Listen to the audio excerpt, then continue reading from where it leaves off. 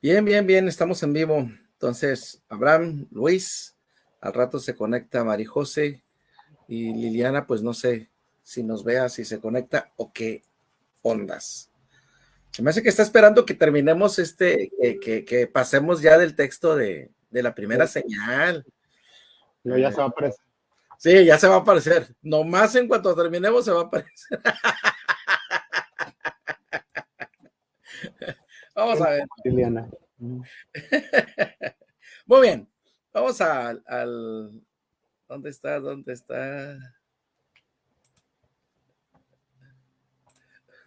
Ok, vamos al texto, seguimos con el texto. No sé si hay preguntas sobre lo que habíamos estado revisando el Juan capítulo 1, lo que nos dice el texto sobre el verbo, del 1 hasta el 18, ¿sí? Este se conoce entonces como un himno, es un himno cristológico porque pues habla acerca de Cristo y bueno, la manera en que lo presenta, ¿no? Como Dios mismo hecho carne que revela al Padre y da salvación al ser humano. Entonces, para resumirlo así, Fíjate que en su momento busqué referencias a por qué traducir verbo, logos en lugar de palabra, pero nada que me lo dejara así muy claro. No sé. muy convencido. Yo creo que es la manera de distinguir, ¿no? Digo, porque me parece, no sé si vamos a revisar otras versiones, no sé si es una traducción generalizada, ¿sí? Eh, no, aquí está, por ejemplo, en la nueva traducción viviente, La eh, palabra. y es palabra, o sea, me parece que es algo propio de Reina Valera. Digo, a lo mejor no falta quien lo siga, ¿no? No falta quien lo siga, pero la Biblia viva habla de la palabra, o sea, la traducen más literal, ¿sí? Logos, palabra. Yo creo que es la intención fue esa, ¿no? Lo desconozco realmente, pero yo creo que la intención es distinguir el sustantivo palabra de, del título, por así Más decirlo. activo. Sí, del título. A lo mejor tiene razón Arjona, que es verbo y no sustantivo. La Biblia de las Américas sigue a Reina Valera en cuanto a usar la palabra verbo, ¿sí? Sí, fíjate que no había hecho eso, de ver varias versiones. Sí, sigue habla la Biblia del jubileo, usa palabra, Dios habla hoy, usa palabra, Biblia de las Américas, palabra, versión internacional, usa el verbo, está siguiendo a Reina y Valera. Reina Valera. Sí, considerando que Reina Valera es la primera versión, ¿no? Al español, pues debe tener alguna influencia. Y yo creo que tiene que ver con eso. Honestamente no lo sé, pero pues es la decisión del traductor. Es la decisión del traductor y yo pienso que es para distinguir el, el sustantivo palabra que se utiliza para la palabra de Dios, para la palabra que se habla, para las definiciones, para los tratados y darle un título, no usarlo como un título y distinguirlo de todos los demás. No estoy seguro de eso, es mi conjetura. Es 100% conjetura, no tengo absolutamente nada en que basarme, en qué basarme para eso. Pero sí debe quedarnos claro el impacto que este sustantivo causa la cultura judía, porque ellos piensan en la palabra como algo activo, incluso al grado de vivo en sí mismo, que actúa por sí mismo, que tiene poder en sí mismo, obviamente que emana de Dios. Y no se diga lo mismo de la cultura griega, donde es un enlace entre los dioses y el ser humano sin llegar a ser Dios. El paso que da Juan es que lo declara Dios mismo, coexistente con Dios y Dios mismo. Entonces, por un lado, llama su atención porque es un sustantivo, no quiero usar palabra, es un sustantivo muy usual y de mucha importancia en ambas culturas, pero también da un paso más allá al igualarlo, al identificarlo con Dios mismo. Entonces, llama su atención por la importancia, pero luego va más allá y rompe, ¿no? Como se dice hoy, ¿no? Le explota la cabeza. Sí, les explota porque pues y es desde el principio, no te va convenciendo, no te va presentando argumentos, te lo declara, ¿sí? Te lo declara. Los argumentos van a ser las 7 señales que va a presentar, ¿sí? Pero de entrada te declara su tesis. Su tesis es que la palabra es Dios mismo. Coexiste con Dios y es Dios mismo. Es la palabra que se encarna, que todo vive entre nosotros y es la palabra que da vida. Entonces ese es que en resumidas cuentas esa es la enseñanza, ¿no? Este himno cristológico. Bueno, entonces seguimos adelante. Seguimos adelante. El 14, aquel verbo fue hecho carne y habitó entre nosotros, es la declaración, ¿no? de la encarnación.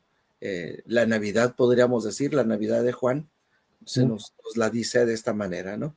Aquel verbo se hizo carne, se encarnó, tomó forma de un ser humano. Lo eterno se hizo finito, se hizo temporal. Lo todopoderoso se limitó. Pablo lo diría, ¿no? Que no siendo igual a Dios, no miró no miró como cosa que aferrarse, sino que se despojó a sí mismo, haciéndose obediente tomando forma de siervo, haciéndose obediente hasta la muerte. Hasta la muerte y muerte de cruz. Pero aquí está el resumido, resumido, ¿no? En la Navidad en una frase. Aquel verbo se hizo carne y habitó entre nosotros. Y su ministerio también resumido en una oración. Vimos su gloria, gloria como del unigénito del Padre. O sea, él toma... Dios le exaltó hasta lo sumo y le dio nombre que es sobre todo nombre. Sí, siguiendo el paralelo con el otro pasaje. Sí, que Pablo lo dice después, ¿no? Está hablando de la ascensión, pero aquí Juan está hablando de su vida. Okay. Lo que nos dice en Juan 14, ¿no? Tanto tiempo he estado con ustedes y no me has visto. Entonces, aquí Juan dice, vimos su gloria aquí, en carne propia. Antes de esa ascensión, nosotros vimos la gloria, la grandeza de Dios. Él, el verbo que se encarnó, nos mostró a Dios en toda su gloria. Vimos su gloria, no lo limita, sino lo limita. Vimos su gloria, gloria como el unigénito del Padre. Y lo describe lleno de gracia y de verdad. Y el versículo 18, a Dios nadie le vio jamás. El unigénito Hijo que está en el seno del Padre, Él le ha dado a conocer. Entonces, igual aquí existe otra identificación, ¿no? A Dios nadie le vio jamás. Otro título de Jesús, el unigénito Hijo, o sea, el único, el único que es como Dios, no hay otro. Nosotros podemos ser hijos, pero hijos de Dios, pero somos hijos por adopción. No es, esa filiación, ese modismo de filiación es un modismo de filiación espiritual. Somos hijos por adopción, no procedemos de él, pero cuando dice de hijo unigénito, este modismo de filiación es un modismo de identidad, está diciendo él es Dios mismo, es el único que es como Dios y no hay otro que pueda ser como Dios sino Dios. ¿Puedes darle entrada a María José? Ok, gracias. Bienvenida, María José. Bien, entonces, en esta declaración, no, nadie le vio jamás, y entonces, pero el único que le ha visto, porque es él, que se identifica con él, porque es él, el que está en el seno del Padre, él le ha dado, que es lo mismo que nos va a decir Jesús en Juan 14, ¿no? Tanto tiempo he estado con vosotros y no me has visto. Sí, porque él le dice, voy al Padre, y luego le pregunta, no, bueno, muéstranos al Padre y nos basta. A ver, he estado tanto tiempo con ustedes y no me has visto. Pues, ¿qué? Ha visto al Padre. ¿Dónde has estado? Uh-huh. ¿Dónde has estado? Bueno, esa es la parte de este himno cristológico. Y siguiendo al testimonio de Juan, este es el testimonio de Juan, cuando los judíos enviaron de Jerusalén sacerdotes y levitas para que le preguntasen, ¿tú quién eres? Confesó y no negó, sino confesó, yo no soy el Cristo. Un contraste, ¿no? Un contraste. Jesús va a estar utilizando un constante yo soy el pan de vida, yo soy la luz del mundo, yo soy el camino, la verdad y la vida, yo soy, en fin, los yo soy de Jesús, el contraste de Juan, yo no soy el Cristo, ¿sí? Por eso confesó y no negó, sino confesó. Entonces, ¿tú quién eres? Y él dice, yo no soy el Cristo. Si vienen a preguntarme si yo soy, no. Y le preguntaron, ¿qué pues? ¿Eres tú Elías? Dijo, no soy. ¿Eres tú el profeta? Y respondió, no. Le dijeron, pues ¿quién eres? Para que demos respuesta a los que nos enviaron. ¿Qué dices de ti mismo? Y dijo, yo soy la voz de uno que clama en el desierto. Enderezad el camino del Señor, como dijo el profeta Isaías. Y ojo aquí, esta es su concepción. Yo soy la voz de uno que clama en el desierto. Recuerda que Juan lo ha presentado como uno que viene a dar testimonio, ¿sí? Para que diese testimonio de la luz. Y también lo dice, no era la luz, sino no era la luz. Testimonio de la luz. Así que él dice, yo no soy el Cristo, yo no soy la luz, pero soy la voz de uno que da, de una voz. Que clama en el desierto. Una voz que clama en el desierto. Entonces yo vengo a dar testimonio, viene a confirmar, ¿no? lo que los dice. Y los que habían sido enviados eran los fariseos y le preguntaron y le dijeron, ¿por qué pues bautizas si tú no eres el Cristo, ni Elías, ni el profeta? Recordemos que ellos están esperando la venida de un profeta. Por eso la importancia de la pregunta de Jesús. La pregunta de Jesús es a sus discípulos, y según Mateo ahí 16, ¿no? ¿Quiénes dicen los hombres que es el Hijo del Hombre? Bueno, aquí esa pregunta se anticipa, ¿no? Y se anticipa en labios de los fariseos. ¿Eres tú el Elías? No. ¿Eres tú el profeta? No. Y bueno, quiere decir esto, ¿no? Entonces le preguntaron, le dijeron, ¿por qué pues bautizas si no eres el Cristo, ni Elías, ni el profeta? Respondió diciendo, yo bautizo con agua, mas en medio de vosotros está uno a quien vosotros no conocéis. Vuelve a mencionar, a los suyos vino y los suyos no le conocieron. Este es el que viene después de mí, el que es antes de mí. Aquí tenemos una paradoja. Es una figura, no una paradoja, una aparente contradicción, porque pues dice, viene después de mí, pero resulta que es antes de mí, jugando con la terminología, ¿no? Jugando con la terminología de tiempo y de importancia, ¿sí? De niveles, no estábamos hablando de jerarquía, jugando con los términos de jerarquía temporales y jerárquicos. Entonces él menciona, él viene después de mí, está hablando del tiempo, una cuestión temporal, y dice él, pero el que es antes de mí, también, digo jugando porque por un lado sí es cierto, es antes porque existe en la eternidad, pero por el otro lado hablando de jerarquía, ¿sí? Y lo aclara, del cual yo no soy digno de desatar la correa del calzado, o sea, yo ni siquiera soy digno de desatar la correa de su calzado, o sea, ni siquiera eso, ni siquiera tocarlo, ni siquiera lavar sus pies, ni siquiera poner o quitar el calzado de sus pies, o sea, no soy nadie comparado con él, conmigo. Pues, yo no soy nadie comparado con él. Entonces juega con esos conceptos temporales y de jerarquía. Estas sucedieron en Betabara, al otro lado del Jordán, donde Juan estaba bautizando. Y le viene la presentación de Jesús. Al día siguiente, vio Juan a Jesús que venía a él y dijo: he aquí el Cordero de Dios que quita el pecado del mundo. Una declaración soberbia, ¿no? Porque recordemos que los corderos eran sacrificados para perdón de pecados, y Juan toma la enseñanza de las fiestas y sacrificios y ofrendas del Antiguo Testamento y le da su justo sentido.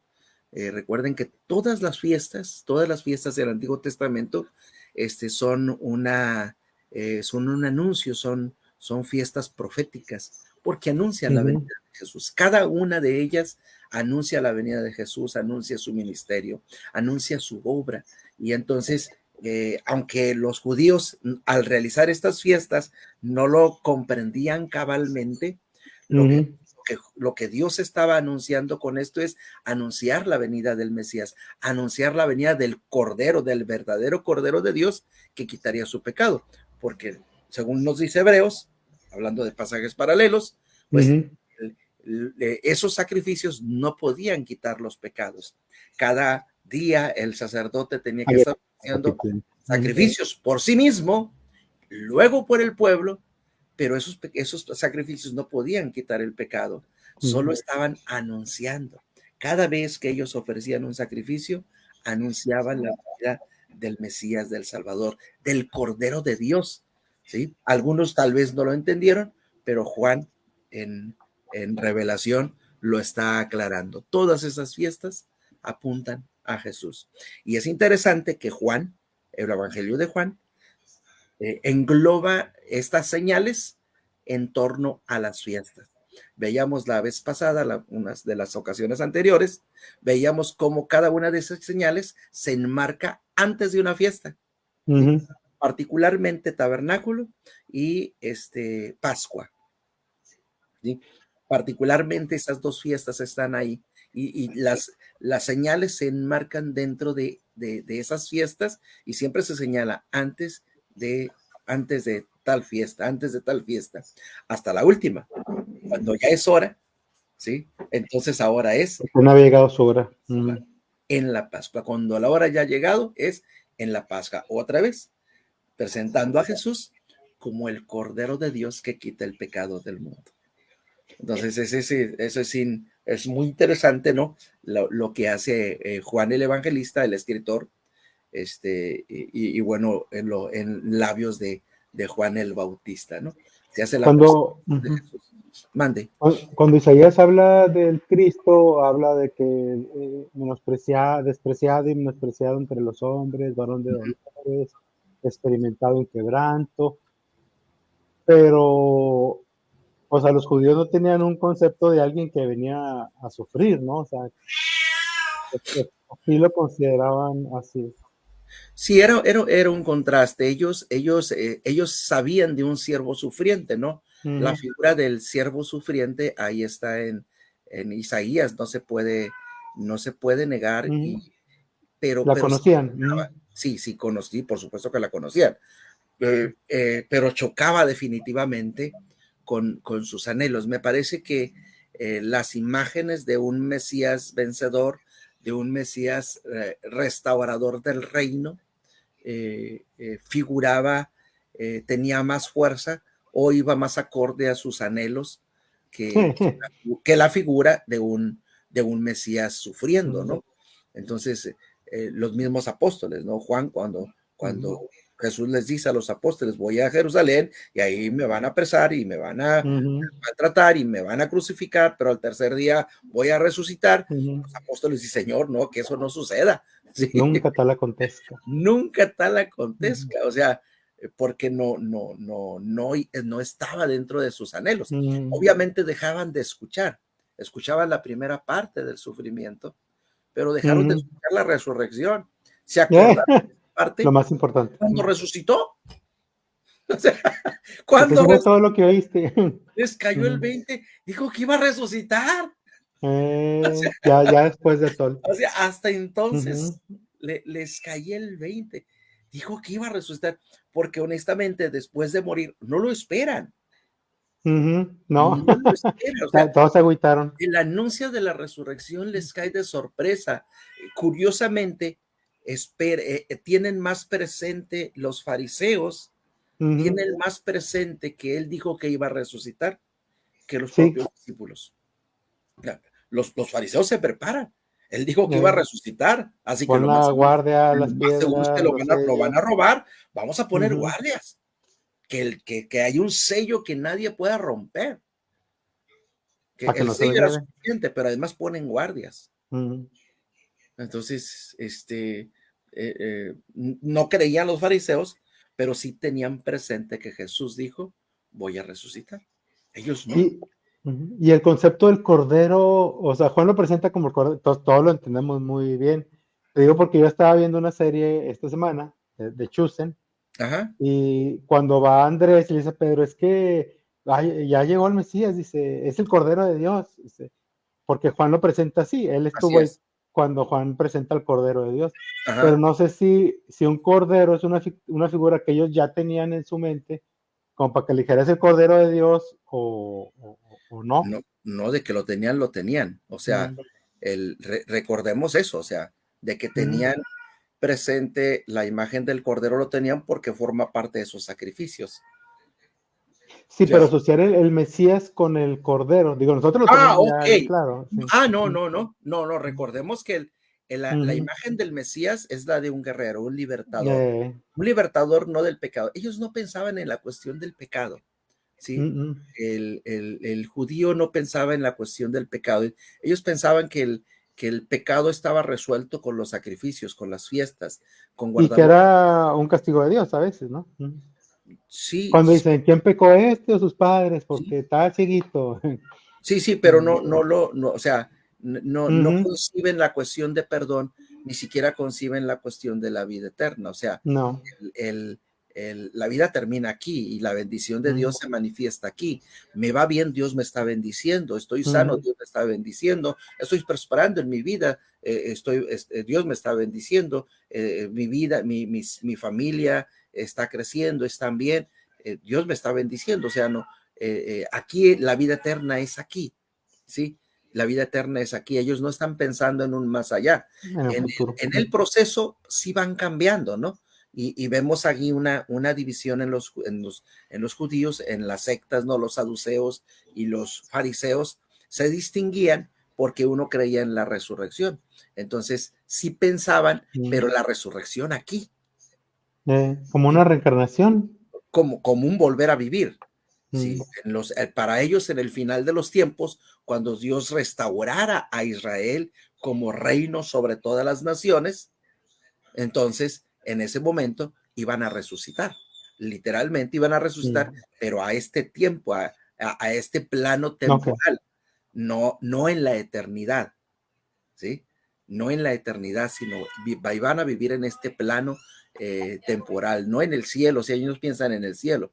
La imagen del cielo es más una imagen cristiana, el paraíso es más una imagen cristiana, una idea cristiana que de los judíos.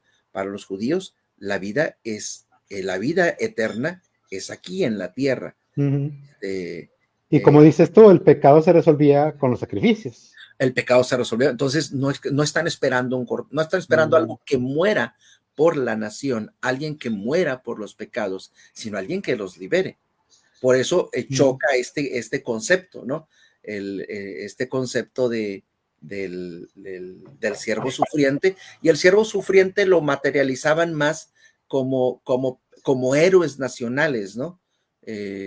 Como ujú. héroes nacionales, como un héroe que sufre, que lucha, incluso en la imagen es aplicada a Israel mismo, ¿sí? Es decir, Israel es el siervo sufriente.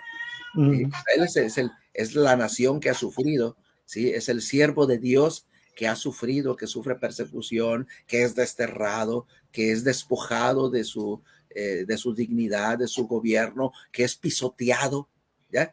Entonces, la imagen del siervo sufriente es más una para ellos una identificación con el mismo pueblo, con su sufrimiento, con su destierro, con todo lo que han padecido, ¿sí? Más que la imagen de alguien que vendrá. Por eso choca y ellos no lo conciben como el siervo, como el Mesías, como un siervo que va a sufrir. Sí están las dos imágenes, pero a final de cuentas predomina la del guerrero, el conquistador, el libertador, ¿sí? Que es lo que ellos anhelan. No piensan en la cuestión de alguien que va a venir y va a morir por mi pecado. Eso anuncian las fiestas. Las fiestas anuncian la venida del Mesías Salvador, el que ha de morir por el pecado de la humanidad, del pueblo. Pero ellos no lo conciben, no es lo más importante para ellos. Entonces, el Evangelio da un giro. Si el Evangelio da un giro, Jesús tiene que recordarles que su reino no es de este mundo. ¿Sí? Su reino no es de este mundo y no es como el mundo lo está concibiendo. Él viene con otra intención totalmente distinta a la que está en la mente de las personas. Entonces, no es que él no está, definitivamente ellos no esperan a una persona que muera por ellos. Pero el Evangelio lo presenta de esta manera, ¿no? El Cordero de Dios que quita el pecado del mundo define de una manera clara y directa a qué viene Jesús, que es lo mismo, ¿no? Que dicen el resto de los evangelios. Mateo, cuando se da la anunciación, cuando se pone el nombre a Jesús, porque él salvará a su pueblo de sus pecados. De sus pecados. Ese es el punto. Él salvará a su pueblo de sus pecados. Lo más importante de la venida de Jesús es que viene a salvar del pecado, no viene a libertar de opresión política, militar, ¿sí? Viene a quitar la opresión del pecado sobre la humanidad, sobre su pueblo y la humanidad. Entonces, no es algo en lo que ellos estén pensando, ni es algo que estén esperando, pero definitivamente es el cumplimiento de todas esas profecías y todas esas fiestas. Entonces, ¿dónde estoy? Sigue ahí no, 29, bueno. Este es aquel de quien yo dije, después de mí viene un varón, el cual es antes de mí, porque era primero que yo, lo repite, pero lo ve y lo identifica. Yo no le conocía, mas para que fuese manifestado a Israel, por esto viene yo bautizando con agua. Yo no le conocía. Y es algo importante. ¿Sí? ¿No eran primos o...? Eso es lo interesante. Pero yo creo que no está revelado para Juan. Yo creo que no tuvieron mucho tiempo para platicar. Humanamente hablando,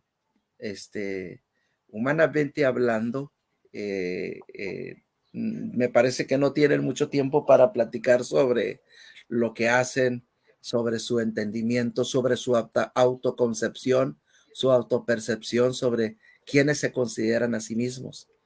Es probable que Juan no lo identifique como el Mesías, pues es su primo, pero de repente lo ve y el Espíritu Santo le revela, ¿sí? Le revela y pues se sorprende, ¿no? O sea, vamos, no es un complot, yo no creo que se hayan puesto de acuerdo, simple y sencillamente, a lo mejor jugaron juntos de niños, que no lo sé porque pues Jesús vive en Nazaret, pero no eran vecinos. Sí, pero a lo mejor se conocen, se identifica el uno al otro, se aprecian, pero no necesariamente se identifican hasta que les es revelado por el Espíritu Santo. Yo no le conocía, o sea, yo no sabía, ¿sí? Yo no sabía que era él, mas para que fuese manifestado a Israel, por esto viene yo bautizando con agua. También dio Juan testimonio diciendo, vi al Espíritu que descendía del cielo como la paloma y permaneció sobre él. Yo no le conocía, vuelve a repetirlo. Otra vez. No sabía, ¿sí? Entonces es evidente que uno, no se les había revelado, dos, no tuvieron esa oportunidad de platicar sobre su autopercepción de Jesús, identificándose como el Hijo de Dios, como el Mesías, como el enviado, y Juan como un profeta de Dios. No tuvieron ese tiempo. Yo no lo sabía, está diciendo Juan, lo repite, ¿sí? Observemos cómo lo repite, contestando nuestra pregunta, pues que no son primos, que no son familia.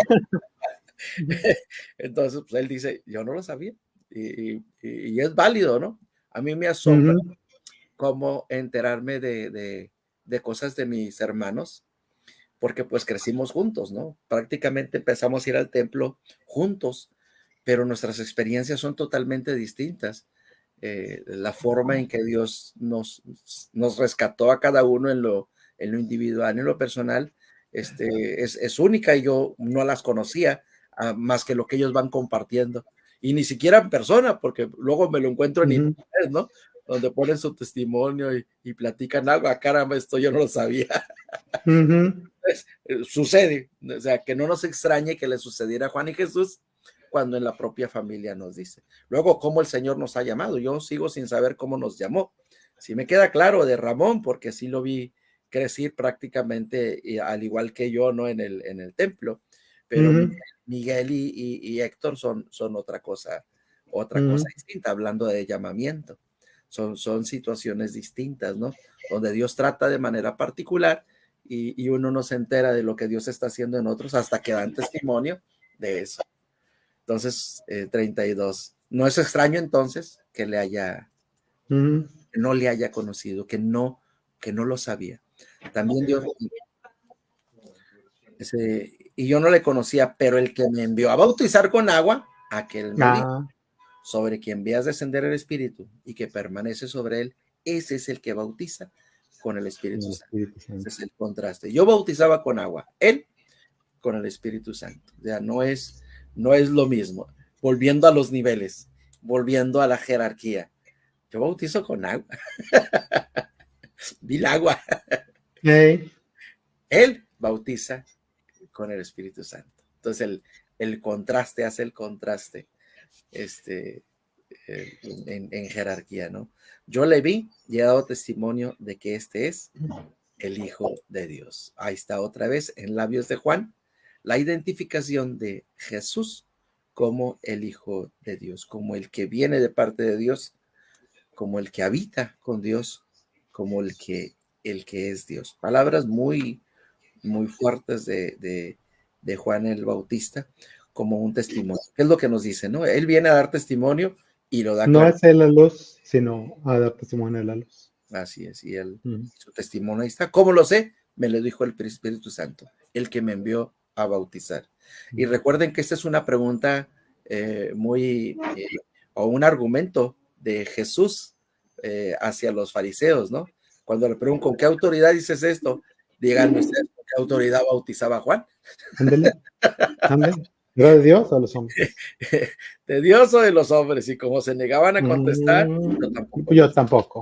yo tampoco les digo, o sea, ustedes no se quieren comprometer, bueno, yo tampoco me voy a comprometer, pero sean honestos, ¿de parte de quién? Porque sin duda ellos veían la fuerza, ¿no?, de su mensaje y cómo la gente le seguía a Juan, la autoridad con la cual Juan enseñaba, hablaba, predicaba, y bueno, ahí está, ¿no? Juan el Bautista dando un fuerte testimonio acerca de quién es Jesucristo. El siguiente día, otra vez, observemos cómo aquí menciona el siguiente día, el siguiente día, el siguiente día. La verdad, este día siguiente no tendríamos que verlo nosotros cronológicamente, ¿no? Porque aquí pensaríamos fue domingo, lunes, martes. Sí, y la verdad es que no es así, a menos que lo haya tomado así Juan, ¿no? Pero honestamente me parece muy, vamos, el tiempo, el día siguiente, me suena más un recurso de eso sucedió después, o esto también sucedió después de esto, pero no necesariamente en términos lineales. O sea, yo diría que es después, días después. Mucha coincidencia que van los fariseos, preguntan a Juan, les da su testimonio, luego al día siguiente se encuentra Jesús, lo declara el Cordero de Dios, lo bautiza, y al día siguiente vienen los primeros discípulos. Otra vez estaba Juan con 2 discípulos y mirando a Jesús que andaba por ahí, dijo: he aquí el Cordero de Dios. Le oyeron hablar los discípulos y siguieron a Jesús. Volviéndose Jesús, viendo que les seguía, les dijo: ¿qué buscáis? Ellos le dijeron: Rabí, que traducido es maestro, ¿dónde moras? Les dijo: venid y ved. Fueron y vieron dónde moraba y se quedaron con él aquel día porque era como la hora 10. Y bueno, lo interesante de aquí es que estos 2 discípulos de manera inmediata, cuando Juan pasa la estafeta, lo declara el Cordero de Dios. Juan, perdón, es Andrés y ¿quién era? Era Andrés. ¿Dónde está? Era Andrés y Felipe, ¿verdad? Inmediatamente dejan de seguir a Juan el Bautista y se van a seguir a Jesús. Pues si no eres tú, con permiso. Ahí usted disculpe. nomás pasé saludar. Gracias, y siguieron a Jesús, ¿no? No sé qué habrá sentido ahí Juan el Bautista, ver que... Pues se debe haber sentido feito, pero ya sabía. Pero sí, no es claro, ¿no? Pero no deja de ser un ser humano, y pues... O lo interesante es que hubo otros que siguieron todavía a Juan el Bautista. Sí, porque luego fueron a buscar no lo dejaron, sí. A Jesús, sí. Sí, pero sí hubo algunos que sí, que escuchando el testimonio de Juan, dijeron: ok, si él es, pues a él hay que seguir. Gusto en conocerte, gracias por la información. Vamos a seguir a aquel que es el Mesías, el Cordero de Dios. Venid y entonces se quedaron con él. Andrés, Simón, hermano de Simón, era uno de los 2 que había oído a Juan y había seguido a Jesús. Halló primero a su hermano Simón y le dijo: hemos hallado al Mesías, que traducido es Cristo. Y le trajo a Jesús, y mirándole a Jesús dijo: tú eres Simón, hijo de Jonás, tú serás llamado Cefas, que quiere decir Pedro. Entonces aquí está vemos cómo los discípulos de Jesús van creciendo, ¿no? Los mismos discípulos comparten con otros. En el caso de Andrés, va con su hermano y le dice: hemos hallado al Mesías, ven y ve y conócelo. Ven y conócelo. Y lo mismo pasa con Felipe. Al día siguiente, otra vez observemos la secuencia. El día siguiente, quiso Jesús ir a Galilea, halló a Felipe y le dijo: sígueme. Felipe era de Betsaida, la ciudad de Andrés y Pedro, y Felipe halló a Natanael y dijo: hemos hallado a aquel de quien escribió Moisés en la ley, así como los profetas, a Jesús, el hijo de José de Nazaret. Observemos cómo va desarrollando. Primero lo presenta como el Mesías, ¿sí? Andrés lo identifica como el Mesías, a Pedro se le es presentado como el Mesías, y Felipe lo presenta, ¿sí? Como aquel de quien escribió Moisés en la ley, así como los profetas, a Jesús, el hijo de Nazaret. Entonces lo está identificando como aquel de quien escribió Moisés en la ley, ¿sí? Entonces, que es interesante, el término Mesías no lo vamos a encontrar en la ley. Los términos que vamos a encontrar en Moisés en la ley es precisamente el término del profeta. Deuteronomio 18 habla particularmente del profeta, y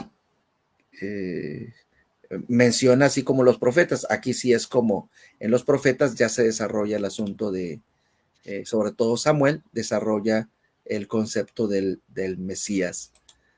Sí, pero viene diciendo en las escrituras, se habla de él. Es interesante que más adelante Jesús va a decirles a los fariseos: escudriñad las escrituras, porque a vosotros os parece que en ellas tenéis la vida eterna, son las que hacen testimonio de mí. Nuevamente enfocándonos, tanto hablando de la ley, cada una de las fiestas, cada una de las ceremonias habla acerca de Jesús, ¿no? El Hijo de Dios anticipa su venida. Y los profetas después desarrollan otras ideas. Le presenta a Jesús, el hijo de José de Nazaret, hablando de quién aparece como su padre y el lugar donde ha crecido. Y Natanael le dijo, de Nazaret puede salir algo bueno. Precio hacia la región.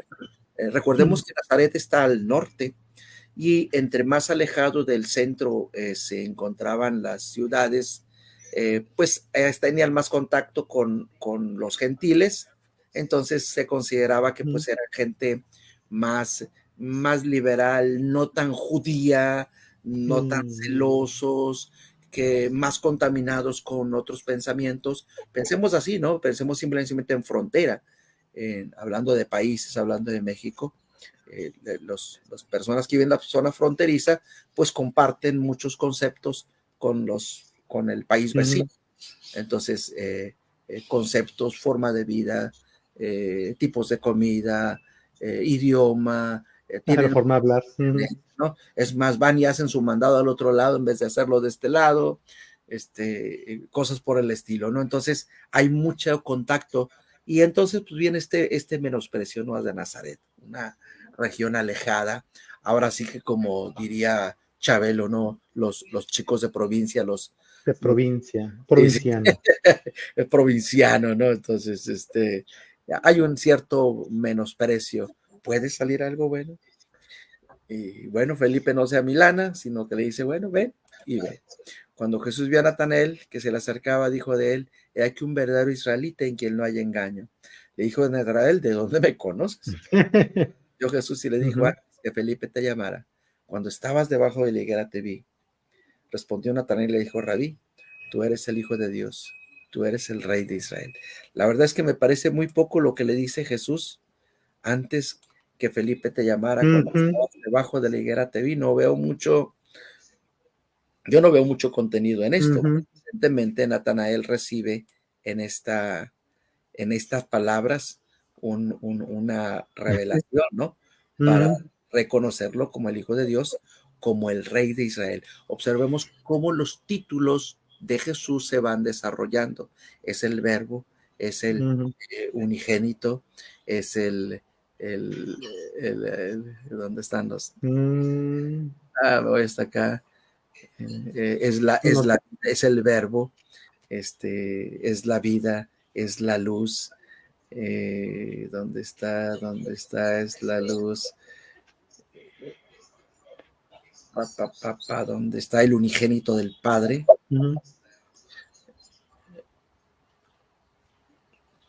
Lleno de gracia y de verdad. No es un título, pero bueno, el unigénito Hijo, el unigénito del Padre, el unigénito Hijo, todos los títulos, el Cristo, el Mesías, aparece también acá más adelante, el Cordero de Dios, sin cortar el Cordero de Dios, Hijo de Dios, no sé si ya lo habíamos mencionado. Entonces, todos los títulos que se están poniendo, Rabí, identificado como maestro, aquí está el Mesías, Cristo, y luego aquí Natanael le declara, Hijo de Dios también, Hijo de Dios y el Rey de Israel. O sea, todos los títulos que están acumulando, y me parece que lo que Jesús le ha dicho, digo, a mi parecer y sin saber todo lo que hablaron y todo lo que implicaba esta frase, porque definitivamente esta frase de verlo antes de que Felipe te llamara, cuando estabas debajo de la higuera, evidentemente le revela a Natanael algo estaba pasando ahí en la higuera. No sé qué pasaba en la higuera, no sé qué estaba haciendo en la higuera, ¿sí? Que Jesús le dice, o sea, Jesús le dice esta parte, ¿no? He aquí un verdadero israelita, es lo que le dice, ¿no? ¿Dónde está? Estoy viendo. Aquí está, he aquí un verdadero, esta es la declaración inicial de Jesús, en quien no hay engaño. He aquí un verdadero israelita en quien no hay engaño. Evidentemente, debajo de la higuera estaba haciendo algo. Yo no sé si defendiendo alguna causa, yo no sé si enseñando, no lo sabemos porque no nos lo dice. Pero definitivamente Natanael está haciendo algo debajo de esa higuera que a Jesús le revela ese sentido honor, de nacionalismo, de honestidad, que se lo dice, ¿sí? En que no hay engaño y que entonces Natanael dice, tú eres el Hijo de Dios. O sea, me estás revelando algo, como cuando la mujer, cuando la de samaritana, ¿no? Como cuando la mujer samaritana le dice, oye, eres profeta. Pero claro, Jesús le ha dicho a ella, 5 maridos has tenido, si el que tienes no es tu marido. Entonces ella se sorprende y dice, ¿quién le dijo? Este es un profeta. ¿Sí? Entonces es la misma reacción de Natanael. ¿Sí? Natanael dice, ¿de dónde me conoces? O sea, ¿por qué me llamas así? Jesús le dice, yo te vi, y entonces se da cuenta que efectivamente Jesús lo conoce y lo identifica como el Hijo de Dios, el Rey de Israel. Entonces, todos los títulos que va acumulando sobre Jesús. Respondió Jesús y le dijo, porque te dije, te vi debajo de la higuera, ¿crees? Cosas mayores que estas verás. O sea que sí, definitivamente algo le dijo sobre lo que estaba haciendo, que le da ese reconocimiento de verdadero israelita. ¿Sí? Entonces, definitivamente Natanael estaba haciendo algo ahí y Jesús le dice, no es nada, que yo te reconozca como un verdadero israelita, no es nada, vas a ver cosas mayores que estas. De cierto os digo, Cácaro, ¿qué pasó aquí? Subiste la letra. Sí, de cierto os digo, de aquí en adelante veréis el cielo abierto y a los ángeles de Dios que suben y descienden sobre el Hijo del Hombre. Otro título para Jesús. Este título tiene la particularidad de que solo se usa en labios de Jesús, salvo una excepción.